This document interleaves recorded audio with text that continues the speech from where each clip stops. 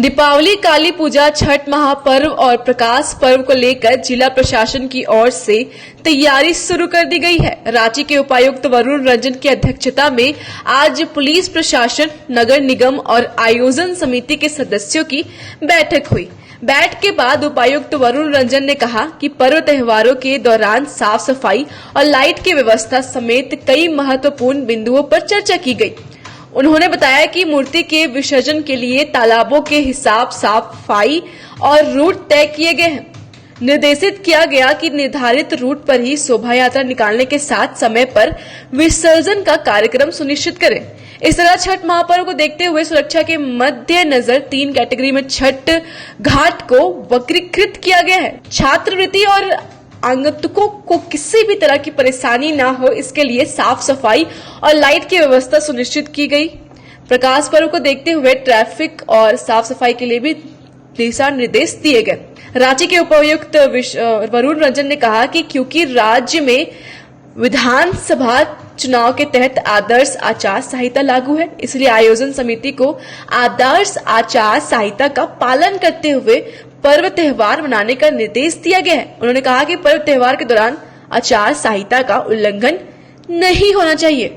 आगामी अभी दीपावली, काली पूजा, छठ और फिर गुरु नानक जयंती का पर्व त्योहार आना है, उसको लेकर के बैठक की गई, तैयारियों की समीक्षा की गई। तो इसमें सभी जो आयोजक समिति हैं उन लोगों ने पार्टिसिपेट किया, साथ ही साथ जिला प्रशासन, पुलिस की और नगर निगम की टीम थी।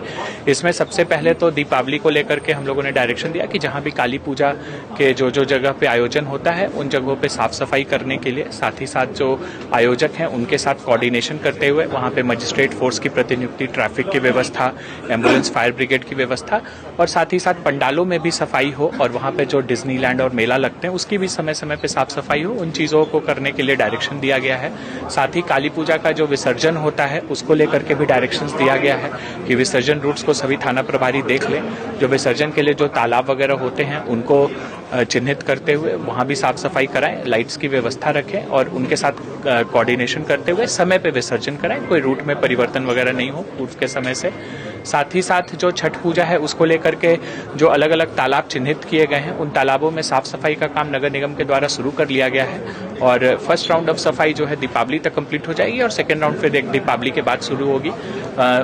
हम लोगों ने सभी तालाबों को 3 कैटेगरी में डिपेंडिंग अपॉन कि वहाँ पे कितना क्राउड रहता है और वहाँ पे पानी वगैरह को लेकर क्या डेंजर है उसमें कैटेगराइज कर रहे हैं और उसके हिसाब से एनडीआरएफ, एसडीआरएफ, गोताखोर, बोट और जो रेस्क्यू मैकेनिज्म होता है उसको हम लोग इन प्लेस कर रहे हैं। तालाबों में बैरिकेडिंग करने के लिए भी कहा गया है, साफ सफाई के लिए कहा गया है, प्रकाश की व्यवस्था करने के लिए कहा गया है। साथ ही साथ नगर निगम से अनुरोध किया गया है कि जितने भी हमारे जो बिजली के जो हैं खराब हो चुके लाइट्स, स्ट्रीट लाइट्स वगैरह हैं उन सभी को भी छठ के पूर्व ठीक करा लें। तो ये सभी चीज़ों के बारे में चेंजिंग रूम वगैरह की व्यवस्था करने के लिए आयोजक कहा गया और साथ ही अगर कहीं पे कोई गैप होता है तो उसको नगर निगम, जिला प्रशासन पूरा करने की कोशिश करेगी। और साथ ही साथ जो गुरु नानक जयंती है उसमें जो प्रोग्राम होना है उसको लेकर के भी डायरेक्शंस दिए गए हैं। उन्होंने अपने जो अलग अलग उनका प्रोग्राम है उसको उन्होंने बताया है कि 14 तारीख और 15 तारीख को किया जाएगा।